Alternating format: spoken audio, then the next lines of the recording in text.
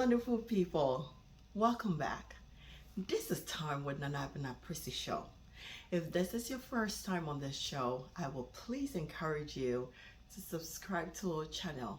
This is an educational platform that will help dissect things that happen in our day-to-day life, especially in our relationship, empowering ourselves and encouraging ourselves on the things that we could do better on, right? So please subscribe to our channel. Don't forget to click the notification button, as this will help you to be one of the first people to watch our videos anytime that we release them. Today we're going to talk about something powerful. Sometimes we really don't see the essence of it. It starts from a gradual process but can get really crazy and lead to so many physical, emotional, psychological problems in our relationship. What am I talking about? Emotional distress. Emotional distress is a big thing when it comes to relationship. Somebody will ask what an emotional distress is and how does it come about, or how can we solve this. One way or the other, as a relationship or as couples, partners, we are gonna have differences one way or the other. Why? Because you're coming from a different home, I am coming from a different home. So certain things that you're accustomed to, certain things that are okay to you might not be okay to me. And this is why compromise come in. But it is up to you both to know what you want, sit down respectfully, discuss your differences, and know the way to move forward. I always say, and I repeat on here again, that marriage or being in a relationship, you have to be very matured up here. Maturity has nothing to do with numbers. Maturity has nothing to do with I'm 50, I'm 60, I'm 40, I'm this. Being mentally, physically, emotionally matured before you get yourself into what you're going to.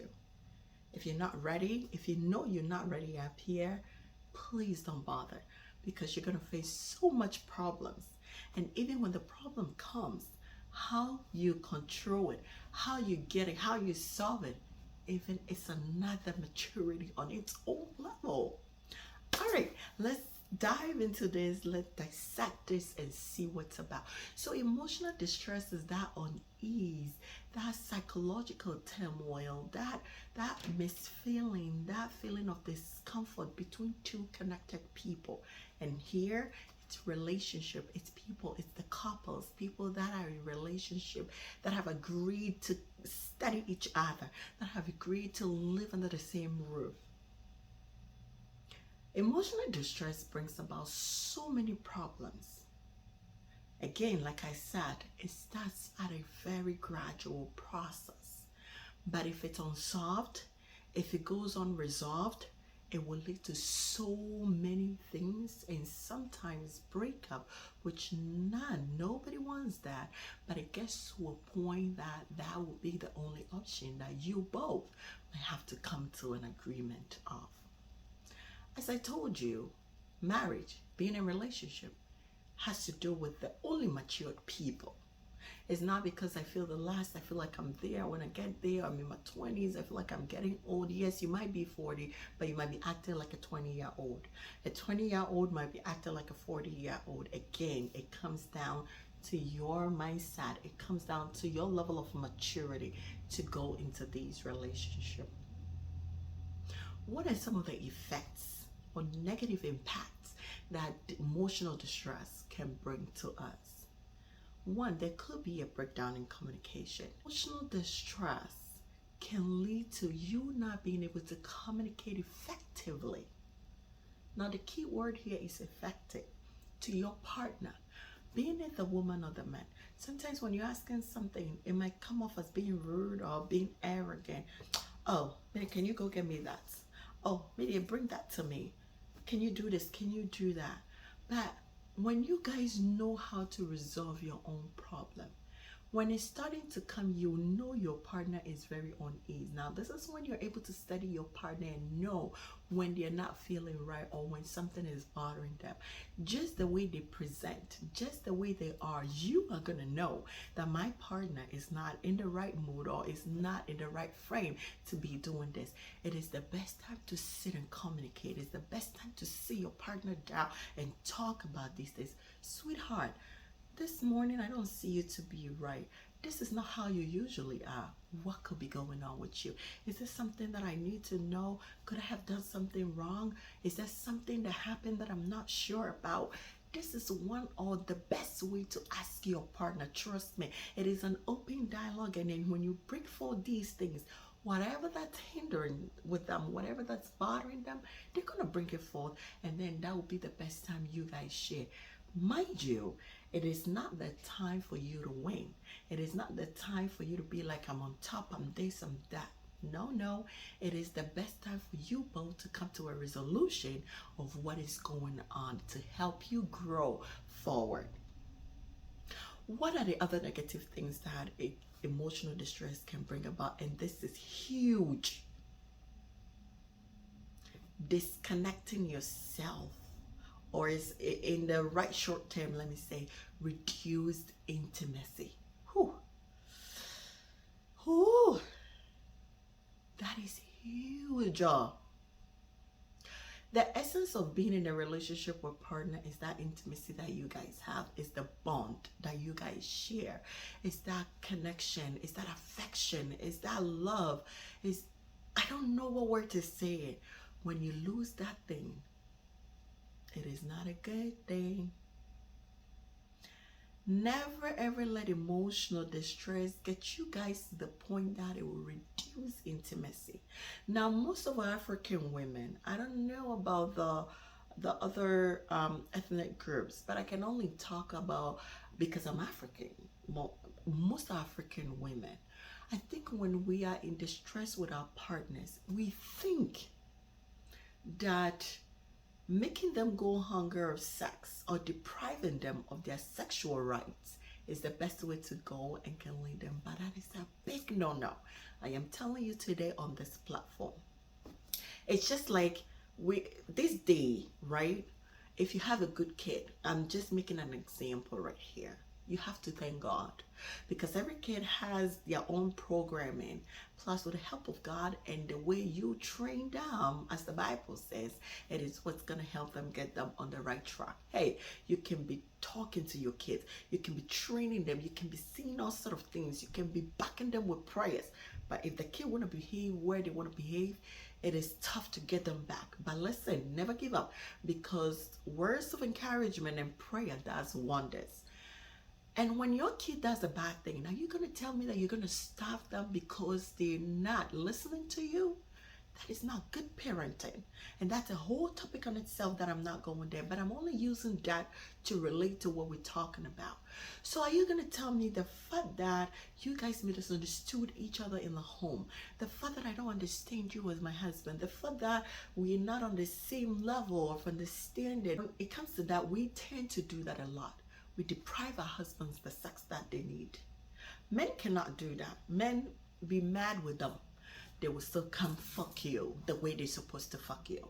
They will still come do what they're supposed to do because of that edge, how God programmed and curated them. Women, to some point, we can suppress our intimacy, we can suppress our feelings when we get to the edge. But please, let me just use this to warn our women. Never ever deprive your husband. Never ever deprive your partner. Never ever deprive your spouse of sex because of you both misunderstanding. There is a big clue here. If you do not know, I'm going to tell you. You're depriving him. They could get it anywhere. They can't get it anywhere. Thank God if you have a disciplined man. Thank God if you have a man of power or will that will stick to you. And sometimes the biggest thing is that some men in their social life, let's say they are pastors, they are elders of the church, even some of them still do it. But I'm talking about the disciplined ones that know what they're doing. And you know, it's like it tangles them to the point that they start thinking, it's not as if they when they get, they will not do it. But now they start thinking, me as a leader of the church, if I go to do this, then what will the other person do when they see me? So now that discipline kicks in, that affection, that thought starts to come in, and then it puts them in a tight corner. Never, women, African women, deprive your loved ones, deprive your partners of sex when you guys are not on the same level of understanding, regardless of what the topic is. That was just by the way. But talking about reduced intimacy, honey, the best time to really talk is fucking your man. Listen, best thing that you both can do when you're having any kind of misagreement or misunderstanding is to sit, talk about it. When you're done, give yourself some really good fuck. Listen, honey, fuck him real good. No matter how mad your man is, no matter how crazy he is, no matter how level-headed he is, no matter how hard he feels like he is right here, he's gonna mellow. God is, in his own wisdom, know the secret behind sex. And that is why he did that. The greatest paved way to get through your man is one, I believe, through prayer to God to change them. But the second one is never depriving them of their sexual needs and their intimacy need. Never ever do that as a woman. Yes, I could not understand you. Yes, I could not be on the same level with you, but that does not give me the power to deprive you of your sex, deprive you of your sexual drive, deprive you of what's really needed to make you a man. Never do that. Never ever do that. In fact, do the opposite. Love him, give him the sex, still feed him, do what you're supposed to do. I could not be on the same level with you, but when it comes to my sexual shit, oh come on, we are diving more into it. We're gonna get crazy on the bed. And then when you're done, what do you think will be the next thing? Whether he was here, he starts to drop down, come to your level of understanding. Now you both talk. You tell me which couple, now I could be wrong because every home is different, but if you're listening to me, which couple have had misunderstanding and has given themselves some really good fuck? Men and women, they are both present, give themselves that hot fuck, and when they're done, that misunderstanding is still there. No, at that moment everything is gone. It gives you guys that best room, that good time to also talk about yourselves. No, oh baby, this is what you did that was not right. Please don't do this again. Let's not do that again. It's not gonna be healthy for us. And then you guys find a resolution and you move forward with it.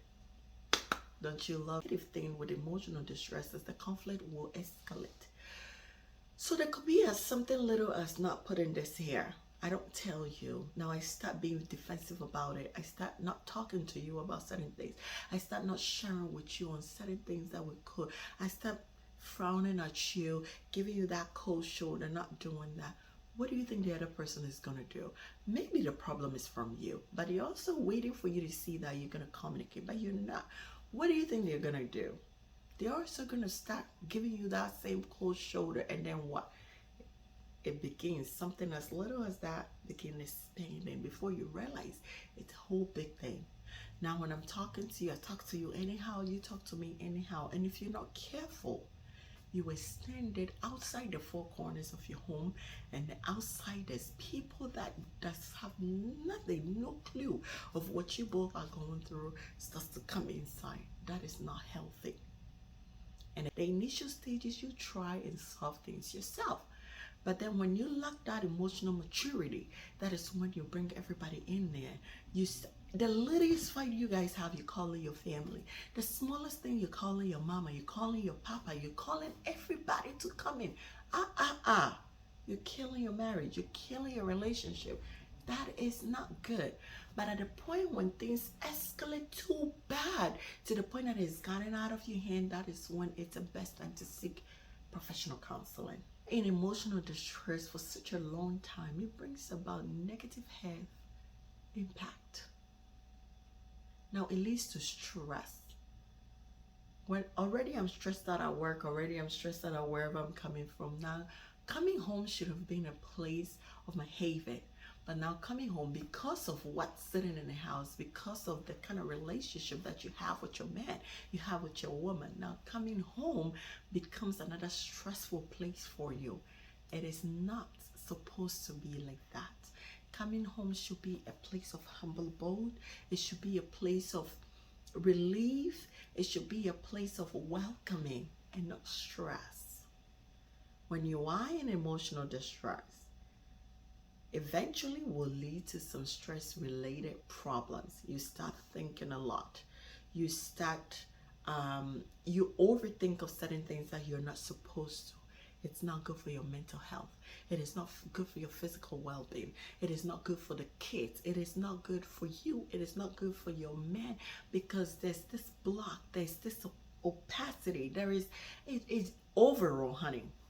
Emotional distress is not a good thing. I have talked about certain ways that we could solve our own emotional problems in the house. And I'm going to recap it a little bit. I think as I was going on, I did enlighten a little bit about how we are going to all solve our problems. I talk about open communication. Open communication is huge. You both sit, have a dialogue, talk about what's going on, talk about the distress, talk about the stress, whatever that led to it. Talk about it in depth, respectfully, but make your point, put your point across. And let the other person also listen to you. We are both individual, two different personalities that we have come together. We both will find a common ground to understand ourselves, but it all comes down to us and nobody else. The second thing that I would say, never ever deprive your partner about sex. When these things happen, it is so common to say that, oh, I'm not going to give him sex. Maybe that will drive him back to me. You're making a big mistake. Because the more and more you push farther, the more and more men are not usually able to hold themselves, and they're going to start seeking that somewhere else. Am I saying it's a good thing? No, it's not. It's never a good thing. It's never a right thing for a man to start seeking that intimacy from outside.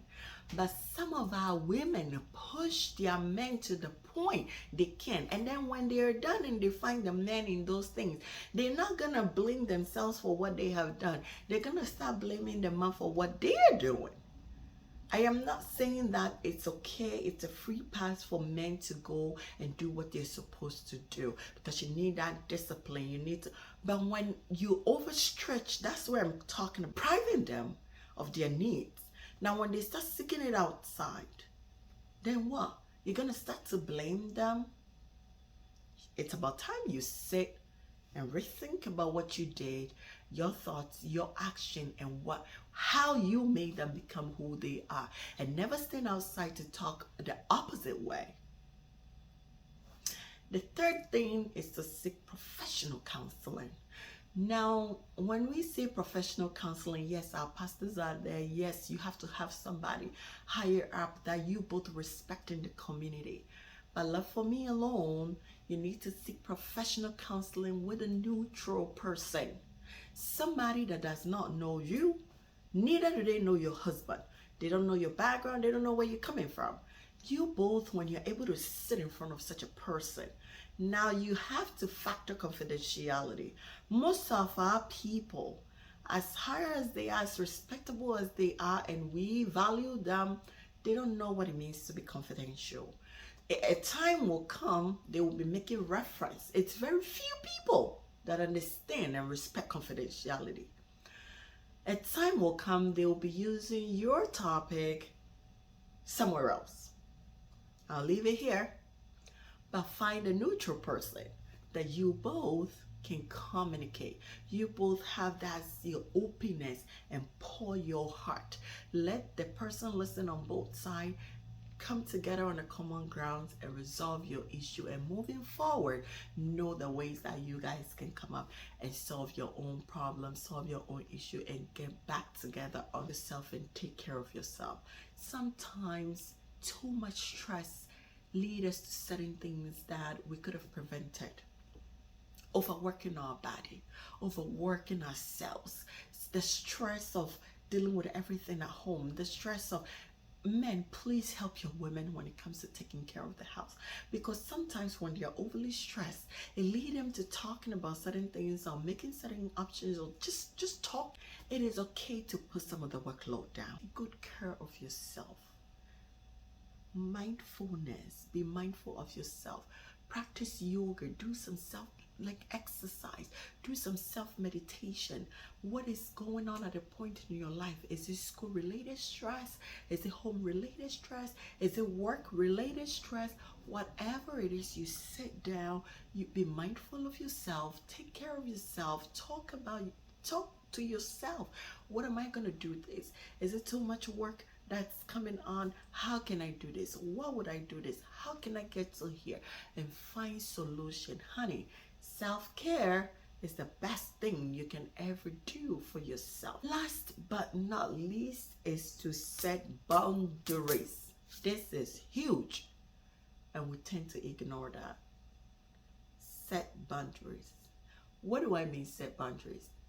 When you guys meet together, or when you're discussing about your conflict and distress between you and your spouse, it is the best time for you both to know, sweetheart, be respectful about this, but set it.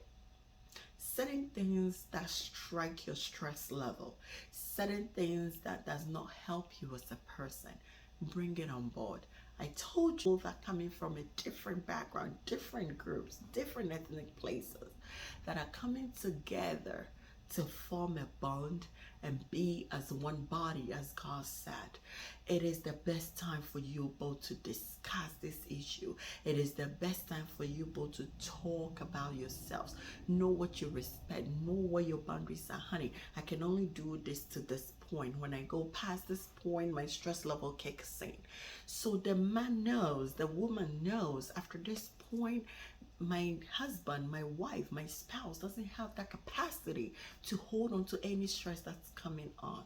And you both need to respect that when you set that goal. Trust me, do these few things and it will help you. It starts very small and escalates to something very big. Be careful how you communicate. Be careful how you bring forth your words. Be careful how you do your things, because eventually it will turn the opposite way. Be careful of what you do when you're mad, when you're upset, when you're distressed. And watch your mouth and tongue, because there's so many things when you spit out, you can never take it back. The name again is Nanabna Prissy. Find us on all your social media platforms: Facebook, Thread, Twitter, Instagram, TikTok, Nanabna Prissy, or Time with Nanabna Prissy. Don't forget to subscribe, like, share, comment. Thank you for watching. Until we meet again, my name is Nanabna Prissy. If you want us to discuss about certain things, please DM me, contact me on all my social media platforms. You can also email me, timewithnanabnaprissy@gmail.com. Let's connect and have much more fun dissecting into real life problems and ways to resolve them. Until then, we'll see you